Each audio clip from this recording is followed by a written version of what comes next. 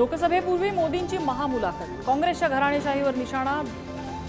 2047 मधील विकसित भारतासाठी काम करतोय, मोदी उद्गारले. कोल्हापुरात महायुतीची महारॅली, मुख्यमंत्र्यांच्या उपस्थितीत संजय मंडलिक, धैर्यशील माने यांनी भरला उमेदवारी अर्ज. तर हातकणंगलेमध्ये प्रकाश आवाडेंचं बंड शमलं. सांगलीत विशाल पाटलांचा अपक्ष अर्ज दाखल, सांगलीत तिरंगी लढत होणार, काँग्रेस पक्षश्रेष्ठींच्या भूमिकेकडे लक्ष.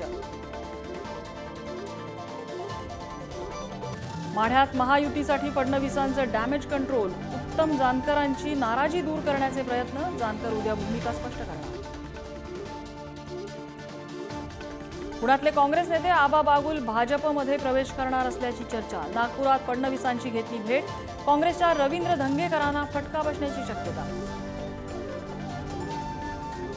श्रीकांत शिंदे फाउंडेशनवर राऊतांचे गंभीर आरोप, 500 ते 600 कोटींचा गैरव्यवहार झाल्याचा आरोप. तर पत्राचाळ घोटाळावाल्यांनी बोलू नये, श्रीकांत शिंदेंचं प्रत्युत्तर.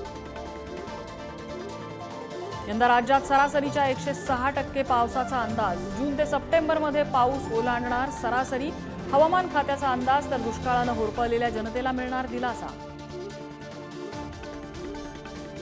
सलमान खानच्या गॅलेक्सी अपार्टमेंटवरील गोळीबार प्रकरण क्राईम ब्रांचकडे, तर हल्ल्याचे धागेदोरे कॅनडापर्यंत असल्याची माहिती. एकवीस माजी न्यायमूर्तींचं सरन्यायाधीश चंद्रचूड यांना पत्र, न्यायव्यवस्थेला अनावश्यक दबावापासून वाचवण्याची गरज, पत्रातून मागणी.